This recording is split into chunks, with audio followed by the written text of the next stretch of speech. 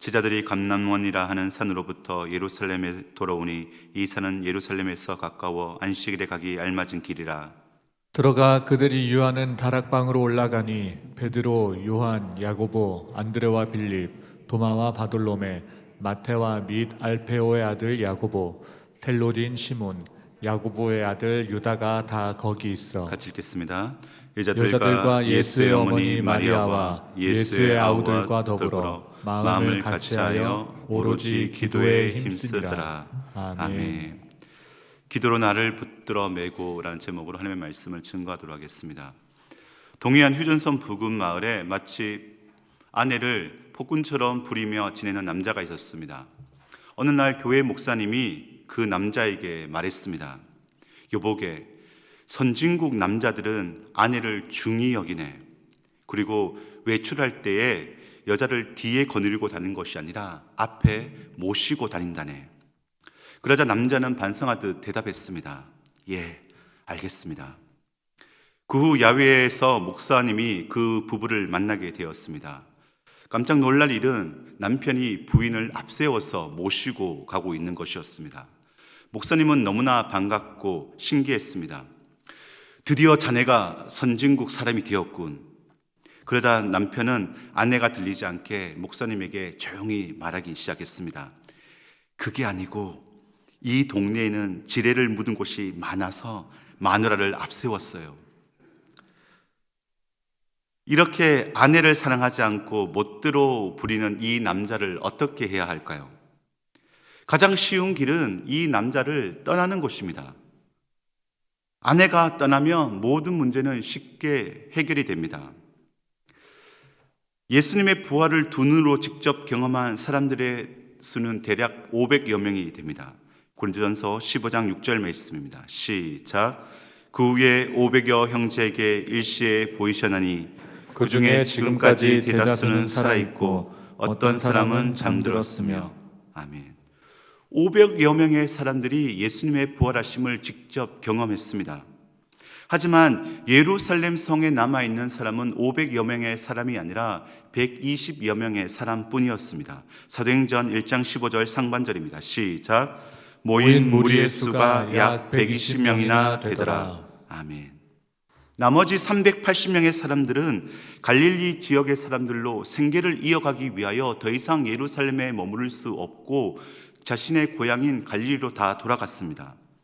또한 예수님의 부활에 대한 사실을 숨기기 위해 예수님의 무덤을 지키는 자들을 돈으로 매수하여 지자들이 몰래 훔쳐갔다라고 얘기할 정도로 지금 정치적으로는 급박한 상황 가운데 놓여져 있습니다. 그래서 예수님을 따른 제자들과 추종자들은 체포에 대한 그 두려움과 또한 어떻게 될지 모르는 급박한 이 상황 속에서 모두 숨을 죽여 숨어 지내고 있는 상황입니다.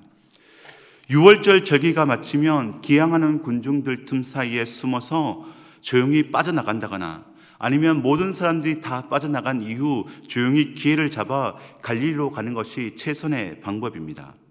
이런 어려운 상황 속에서 그 누가 예루살렘에 있고 싶어 하겠습니까? 언제 잡혀 옥살이를 할지 모르는 그 상황 속에서 끝까지 남아있을 사람이 얼마나 되겠습니까? 그래서 가장 쉬운 길은 남편이 아내를 떠나는 것처럼 쉽게 예루살렘을 떠나버리면 모든 일은 쉽게 해결이 됩니다. 가장 쉽고 편한 길이 바로 이 예루살렘을 떠나는 길입니다. 그러나 결코 성경은 우리에게 그렇게 이야기하고 있지 않습니다. 떠나는 것이 가장 쉬운 길을 한다 할지라도 충실한 주님의 제자들은 결코 예루살렘을 떠나는 것이 아니라 그 자리를 지켜야 함을 이야기합니다. 성경의 위기의 순간에 많은 신앙인들이 이 쉬운 길인 떠나감을 통해서 많은 어려움을 당했기 때문입니다. 아브라함의 모습을 한번 살펴보십시오. 하나님의 부르심을 받아 여호와께 제단을 쌓고 여호와의 이름을 부르며 점점 남방으로 옮겨갔습니다. 하지만 그 땅에 기근이 들었을 때 정반대 방향인 애굽으로 그는 향했습니다. 그 결과 아내를 누이라 속이고 사라를 바로의 아내로 내어주려고 했습니다. 가장 쉬운 길인 떠남을 통해서 오히려 아브라함에게 있어서는 가장 어려운 일을 당한 것입니다. 룻기에 나오는 나오미의 남편 엘리멜렉 또한 마찬가지입니다. 그 땅에 흉년이 들었을 때 엘리멜렉은 두 아들과 아내 너어미를 데리고 애굽 땅인 모압 땅으로 갔습니다. 그곳에서 하나님께서 금하신 이방인과 결혼하는 것을 금하셨음에도 불구하고 두 아들을 이방 여인 모압 여인과 결혼을 시켰습니다. 결국 어떻게 되었을까요? 엘리멜렉은 고향으로 돌아오지 못했고 그곳에서 죽었고 두 아들 또한 그곳에서 생을 마감해야 했습니다. 그러니 우리는 어떠한 고난과 어려움과 아픔이 있단다 할지라도 하나님이 말씀하신 그곳을 끝까지 지켜야 합니다. 고난과 아픔이 있단다 할지라도 가장 쉬운 길인 떠나는 것을 선택하는 것이 아니라 바로 우리가 있어야 할 그 자리를 끝까지 지키며 나아가는 바로 이 제자의 모습들이 바로 우리들 가운데 있어야 한다는 것입니다. 하나님이 말씀하신 곳에 우리는 어떠한 일이 있더라도 그 자리를 지키는 것이 진정한 신앙인의 모습인 것입니다. 사도행전 1장 4절 말씀입니다. 시작. 사도와 함께 모이사 그들에게 분부하여 이르시되 예루살렘을 떠나지 말고 내게서 들은 바 아버지께서 약속하신 것을 기다리라.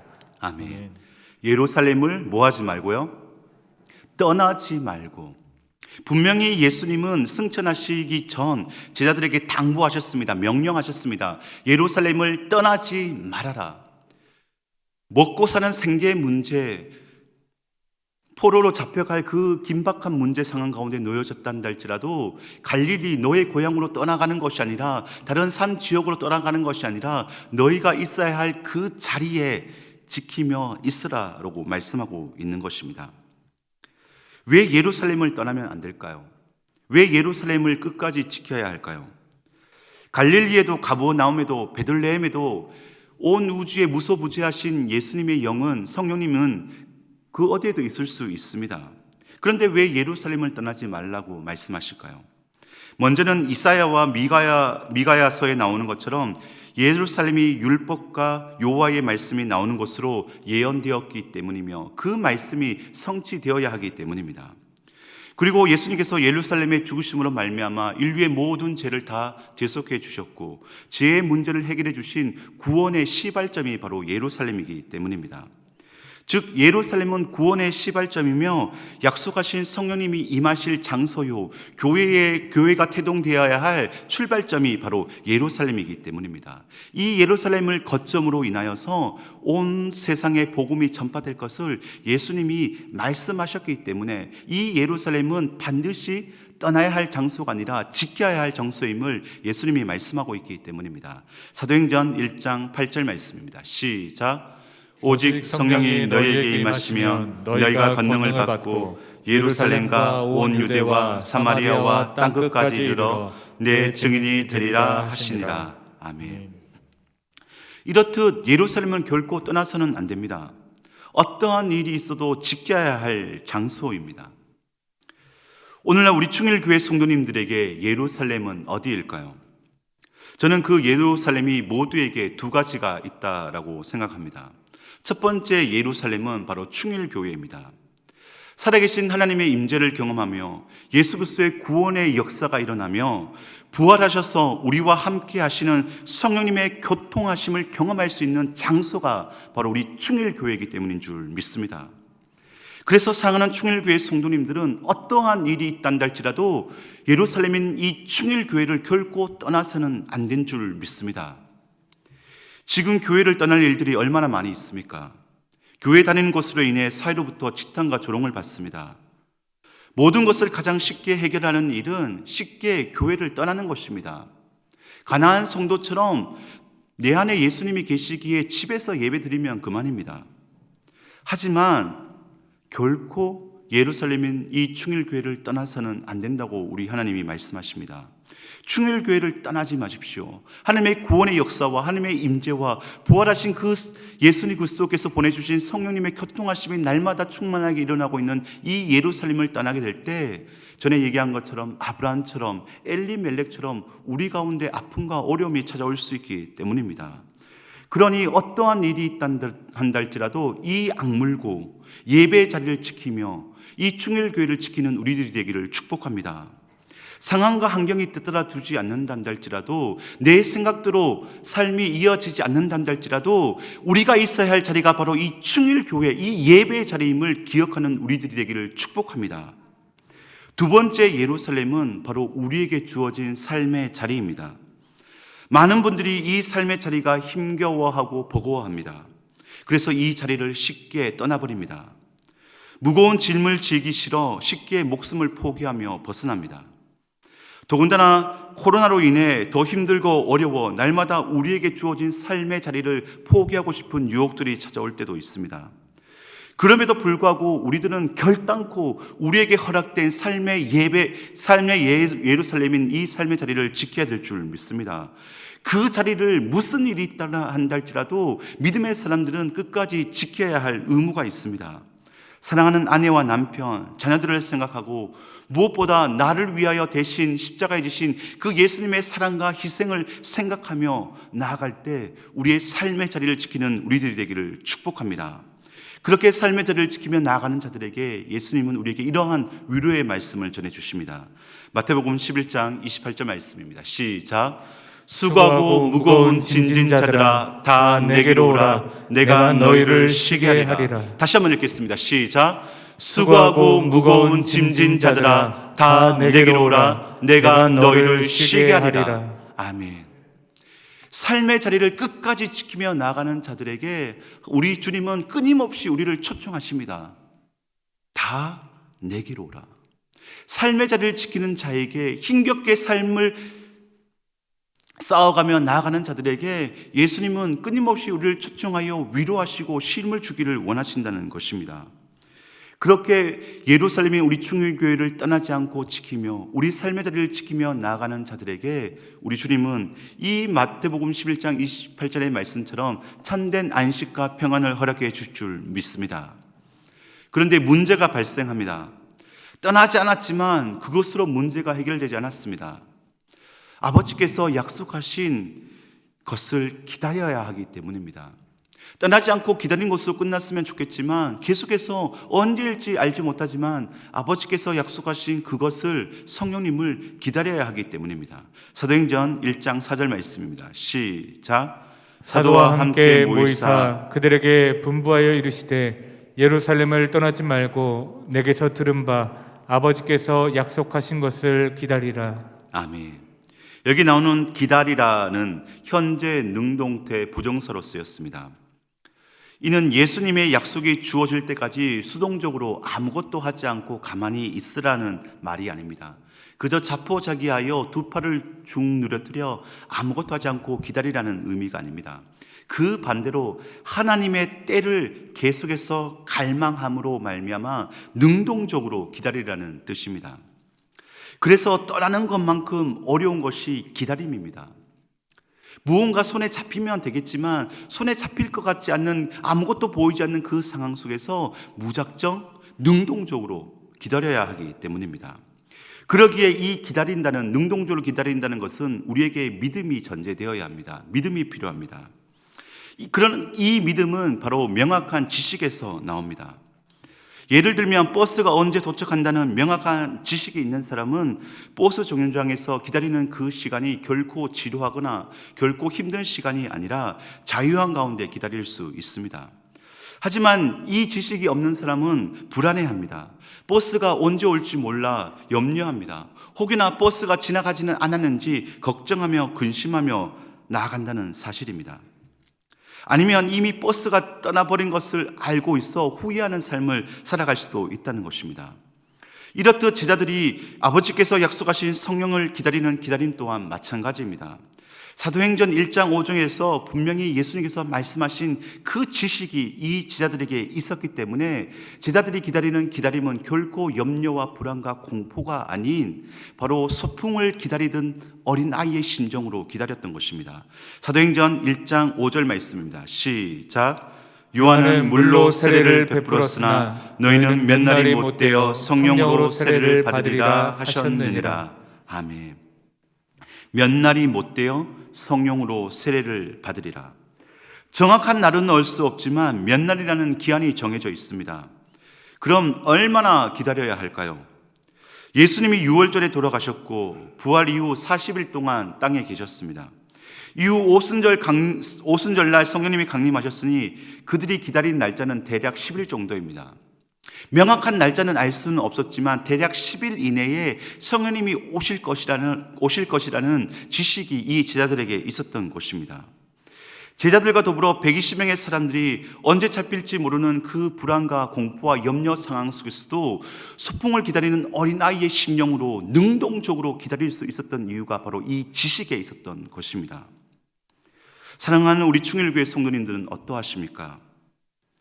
하나님 말씀에 대한 명확한 지식을 가지고 계십니까? 지금 우리의 기다림은 혹여나 공포와 불안과 염려가 대체되고 있지는 않습니까?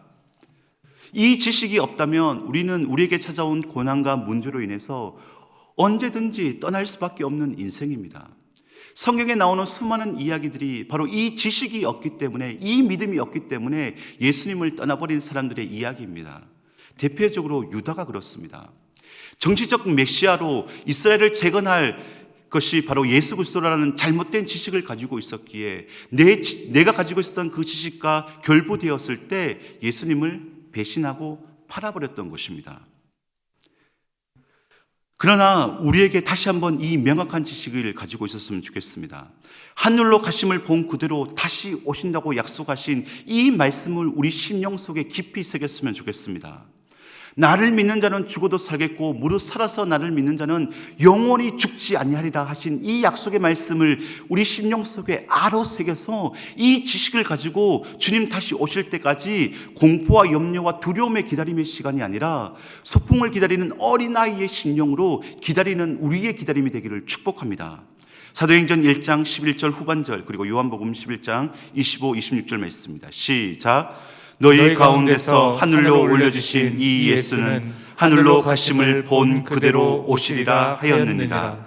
예수께서 이르시되 나는 부활이요 생명이니 나를 믿는 자는 죽어도 살겠고 무릇 살아서 나를 믿는 자는 영원히 죽지 아니하리니 이것을 내가 믿느냐. 아멘. 이것을 내가 믿느냐? 믿으십니까? 이 지식을 날마다 가지고 있는 우리들이 되기를 축복합니다. 그래서 그 시간은 언제일지는 알 수 없으나 우리의 삶 가운데 그 기다림이 주어졌을 때 이 말씀을 의지함으로 말미암아 넉넉히 이겨나가는 우리들이 되기를 축복합니다. 그래서 예루살렘을 떠나지 않고 성령님을 기다린 120여 명의 사람들이 한 행동처럼 우리를 또한 그러한 삶의 모습으로 살아가기를 축복합니다. 그들이 한 행동은 바로 기도였습니다. 전전에도 설명했듯이 수동적으로 아무것도 하지 않고 자포자기함으로 가만히 있는 것이 아니라 능동적인 기다림의 모습이 바로 기도였던 것입니다. 14절 말씀입니다. 시작. 여자들과 예수의 어머니 마리아와 예수의 아우들과 더불어 마음을 같이하여 오로지 기도에 힘쓰더라. 아멘. 오로지 기도에 힘쓰더라. 하나님에 대한 명확한 말씀의 지식을 가지고 살아가는 자의 기다림의 모습은 무엇으로 나타난다고요? 기도로 나타날 수밖에 없습니다. 그들이 날마다 함께 모여 기도할 수 있는 이유가 바로 이 말씀에 근거한 지식이 있었기 때문에 아무것도 하지 않고 자포자기하여 축 늘어뜨려 기다리는 것이 아니라 바로 기도함으로 능동적으로 주님의 그 약속의 말씀이 성취되기를 기다렸던 것입니다. 여기에 나오는 힘쓰더라의 원어의 뜻은 자신을 붙들어 맨다라는 뜻을 가지고 있습니다. 그러면 그들은 무엇에 자신을 붙들어 매기 위해 기도에 힘썼을까요? 두말할 나위 없이 그들은 약속하신 성령님을 기다리기 위해 두려움과 공포로 인해 예루살렘을 떠나지 않기 위해 자신들을 붙들어 메었습니다. 내 힘과 내 의지로는 떠날 수밖에 없겠지만 기다릴 수 없다라는 사실을 뼈저리게 경험하였기에 그들은 기도로 자신을 붙들어 메었던 것입니다. 이미 제자들은 과거 예수님을 부인하고 저주하고 예수님을 떠나버린 경험이 있습니다. 십자가에 남은 사람이라곤 예수님의 어머니 마리아와 그리고 연약한 여자들 그리고 겁이 많은 요한뿐이었습니다. 그들이 이미 과거에 한번 예수님을 떠나버린 이 실패를 경험하고 있었기에 다시 그 실패를 반복하지 않기 위해 기도로 자신들을 붙들어 맨 것입니다. 그렇게 자신을 붙들어 매기 위하여 그들은 매일 함께 모여 기도하였던 것입니다. 내 본능대로 내 주어진 상황과 환경에 의해서 이 예루살렘을 떠나버린 모든 것을 차단하기 위하여 그들은 함께 기도함으로 능동적으로 다시 오실 그 성령님을 기다렸던 것입니다. 오늘 예배 참석하신 분들 중에 과거의 제자들처럼 예수님을 부인하고 떠난 경험을 하신 분들도 있을 것입니다. 예수님의 말씀에 대한 지식이 없어 공포와 염려로 지내오신 분들도 있을 것입니다. 그러나 걱정하지 마십시오. 실패한 제자들에게 부활하신 예수님이 다시 찾아오셔서 기회를 주시며 말씀하셨습니다. 예루살렘을 떠나지 말고 약속하신 것을 기다리라. 예루살렘을 떠나지 말고 아버지께서 약속하신 것을 기다리라. 다시 기회를 주신 것처럼 우리에게도 동일하게 기회를 주신 것입니다. 충일교회를 떠나지 말고, 예배 자리를 떠나지 말고 하나님의 약속의 말씀을 기억하며 기도하며 기다려라. 이 약속을 지키며 나아가는, 기도하며 나아가는 자들에게 하나님께서는 세상의 그 어떤 것과도 비교할 수 없는 참된 안식을 허락해 주실 것입니다. 이 말씀에 다시 실패하지 않기 위해 우리들이 해야 할 일이 바로 기도인 줄 믿습니다. 오로지 기도의 힘쓰므로 말미암아 떠나가고 싶은 이 코로나 상황 가운데, 떠나가고 싶은 나의 심령의 역력한 상황 가운데, 떠나가고 싶은 이 성도들과의 관계 가운데, 문제 가운데, 재정의 어려움 가운데 그 모든 것들을 물리칠 수 있는 것은 바로 기도이기 때문인 줄 믿습니다. 그러기에 우리 충일교회 모든 성도님들이 바로 기도에 힘쓰는 우리들이 되기를 축복합니다. 기도하기 좋은 4월입니다. 4월, 5월 말씀과 함께하는 종교인 연속 기도에 참여하십시오. 새벽을 깨워 기도하십시오.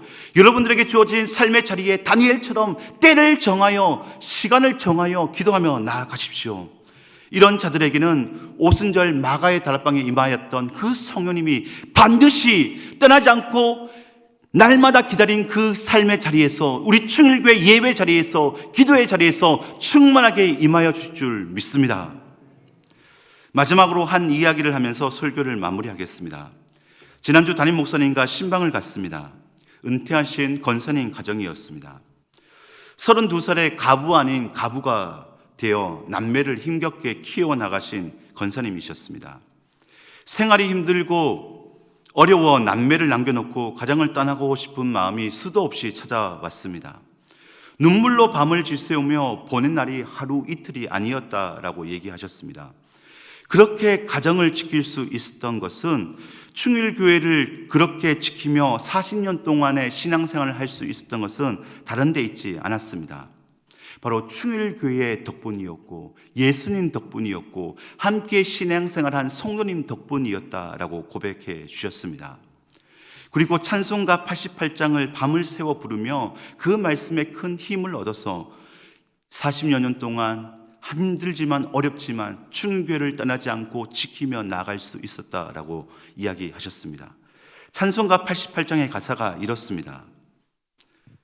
제목은 내 진정 사모하는입니다. 내 진정 사모하는 친구가 되시는 구주 예수님은 아름다워라. 산 밑에 백합하여 빛나는 새벽별, 주님 형언할 길 아주 없도다. 내 마음이 아플 적에 큰 위로 되시며 나 외로울 때 좋은 친구라. 2절입니다. 내 마음의 모든 염려, 이 세상 고락도 주님 항상 같이 하여 주시고 시험을 당할 때에 악마의 기교를 즉시 물리치사 나를 지키네. 온 세상 날 버려도 주 예수 안 버려 끝까지 나를 돌아보시니. 3절입니다. 내 마음을 다하여서 주님을 따르면 길이 나를 사랑하리니. 물불이 두렵지 않고 창검도 겁없네. 주는 높은 산성 내 방패시라. 내 영혼 먹이시는 그 은혜 누리고 나 친히 주를 뵙기 원하네. 주는 저 산 밑에 백합 빛나는 새벽별, 이 땅 위에 비길 것이 없도다. 힘들고 어려운 그 상황 속에서도 얼마나 그 가정을 떠나버리고 싶은 상황들이 찾아왔겠습니까? 그럼에도 불구하고 끝까지 그 가정을 지키며 충일교회를 떠나지 않고 지킬 수 있었던 것은 바로 우리를 떠나지 않고 우리와 함께 하신 예수님 덕분이었습니다. 우리 충일교회 덕분이었습니다. 예배의 덕분이었습니다. 기도의 덕분이었습니다. 함께 힘을 모아 격려해 주신 우리 성도님들 덕분이었습니다. 우리도 이 권사님의 마음을 담아서 또한 우리의 믿음의 고백을 담아서 함께 88장 같이 불렀으면 좋겠습니다.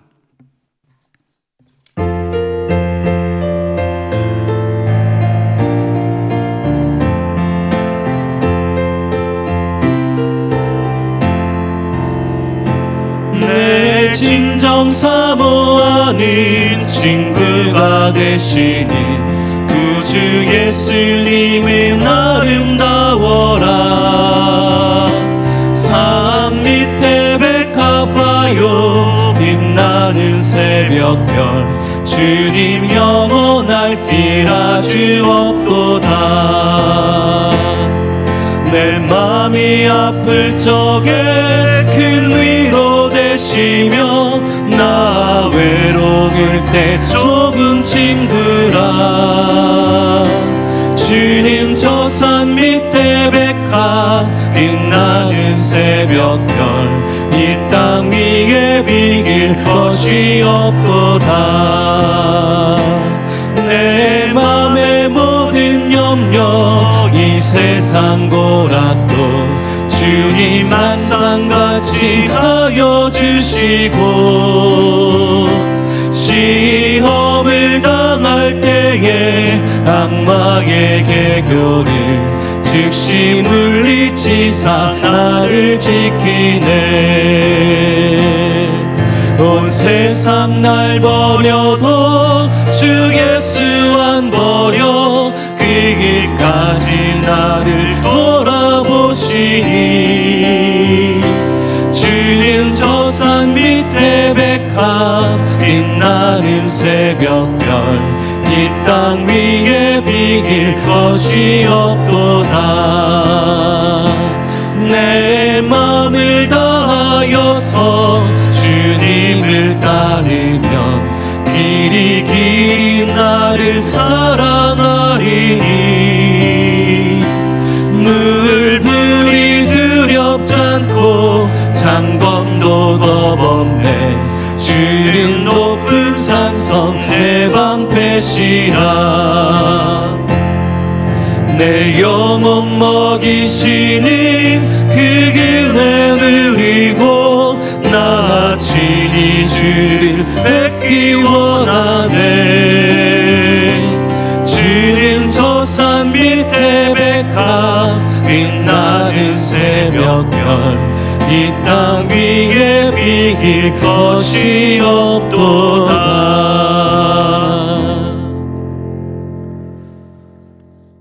우리 인생 가운데 얼마나 많은 떠나갈 일이 있겠습니까? 그러나 예수님이 제자들에게 말씀하신 것처럼 끝까지 예루살렘을 지키며 아버지께서 약속하신 것을 기다리라 말씀하신 이 말씀을 붙잡고 능동적으로 기도하며 기다리며 나아갈 때 우리 가운데 세상 그 누구도 감당할 수 없는 성령 하나님이 충만하게 임재해 줄 줄 믿습니다. 그래서 창검도 겁이 없는 외로움이나 힘들나 괴로움이 찾아온다는 할지라도 지금도 내 안에서 항상 함께하여 주시는 내 친구 되어 주시는 그 예수님이 여러분들의 인생을 끝까지 견인하여 지키며 인도해 주실 줄 믿습니다. 그러기에 기도로 나를 붙들어 매고 오늘도 기도에 힘쓰는 우리 주일교회 모든 성도님들 되기를 예수님의 이름으로 축원합니다.